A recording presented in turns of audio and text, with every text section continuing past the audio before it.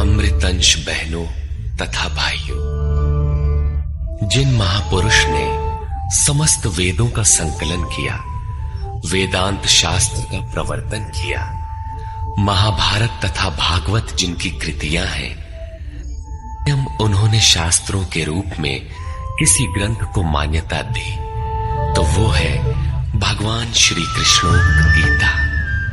तरह तरह की पूजा पद्धतियां, परस्पर विरोधी संगठन धर्म के नाम पर प्रचलित है, जबकि धर्म का लक्ष्य है एक परमात्मा की शोध।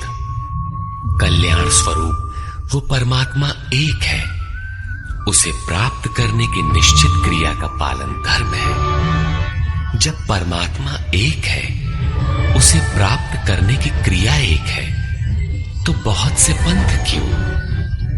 इसके समाधान के लिए प्रस्तुत है यथार्थ गीता का भावांश।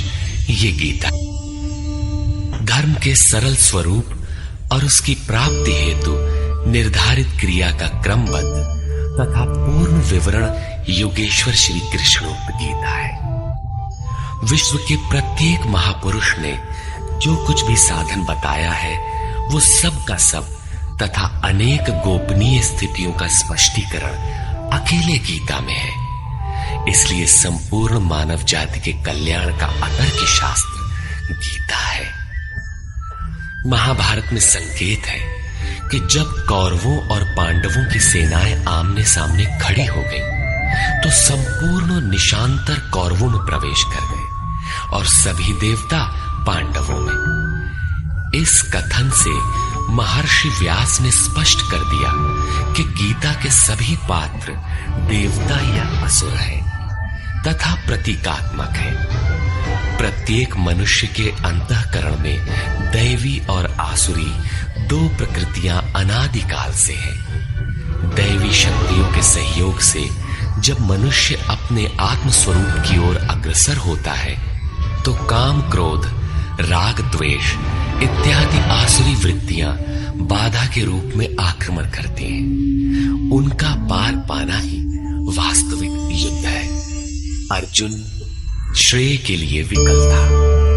उसकी दृष्टि में श्रेय का उपाय था कुल धर्म, पिंडोदक क्रिया, वर्ण संकर से बचाव, कुल क्षय से बचने के लिए युद्ध न करना इत्यादि। मात्र इतनी सी शंका के समाधान हेतु भगवान को उसे 18 अध्याय गीता समझानी पड़ी। अंत में पूछा कि क्या तेरा मोह नष्ट हुआ? अर्जुन ने स्वीकार किया कि भगवान, मेरा मोह नष्ट हो गया और अब मैं वैसा ही करूंगा जैसा भगवान ने उपदेश दिया है। वस्तुतः ये केवल अर्जुन की शंका नहीं थी, बल्कि मानव मात्र की शंका है कि श्रेय क्या है, उसे कैसे प्राप्त करें। इसलिए स्त्री पुरुष, आबाल वृद्ध, मानव मात्र के लिए गीता के 18 अध्याय का अनुशीलन एवं नियमित पाठ नितांत आवश्यक है, जिससे ब्रह्म विधि की स्मृति सृजित रहे तथा बच्चों में भी इन कल्याणकारी संस्कारों का सृजन हो सके। इस गीता ज्ञान के बिना कोई भी मनुष्य उस ईश्वर के पथ पर नहीं चल सकता।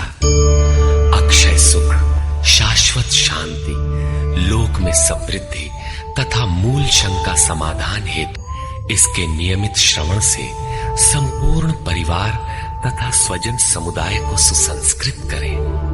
संसार में कहीं भी मनुष्य हो, उसके लिए गीता सदैव अमृत वाहिनी है।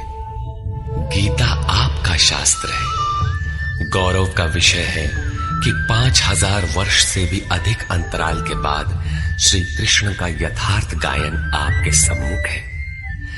जन्म जन्मांतर की रूढ़ियों से ग्रस्त मस्तिष्क को स्वच्छ कर चिंतन के प्रशस्त पथ पर चलने के लिए का प्रसारण प्रातः अवश्य करें।